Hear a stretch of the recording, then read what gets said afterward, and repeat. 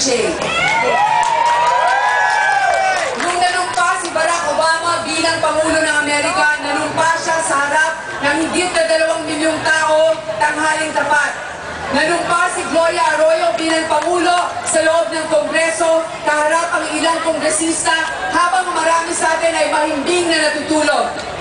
Milyong-milyong boto ang ninakaw sa atin. Sa Mindanao kung saan malakas si FPJ, 0 ang nakuha niya sa ibang presinto, samantalang 103% naman ang nakuha ni Gloria ang boto sa ibang distrito sa Cebu. Akalain niyong mas marami pa ang bumoto kay Gloria kesa sa mga numero na nagrehistro. Mga kababayan, SONA na naman ngayon. Noong 2004, sabi ni Gloria Arroyo na ang kanyang agenda ay reforma sa lupa at reforma sa gamot. Ngunit ilang taon na ang nakalilipas at ganun pa rin ang ating sitwasyon. Kung ikaw ay isang ina, hihintayin mo pa ba na lumala ang sakit ng iyong anak bago ka bumili ng gamot?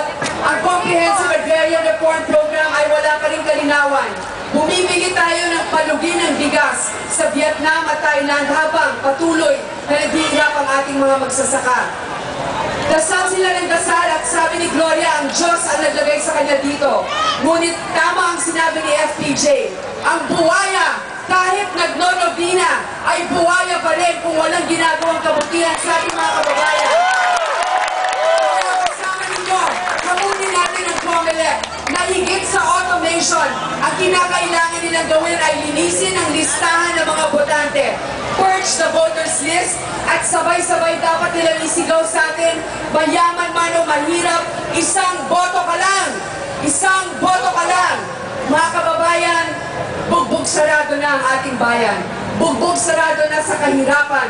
Bugbog sarado na sa katiwalian. Ang ating lupa ay nakamudmud na sa lupa. Minumudmud pa tayo ni Gloria at siya ay nagsisinungaling.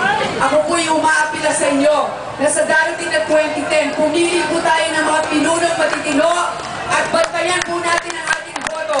Yan po ang ating sandata na maghahatid sa atin sa isang bagong umaga, isang mapayapang hapon po sa inyong lahat.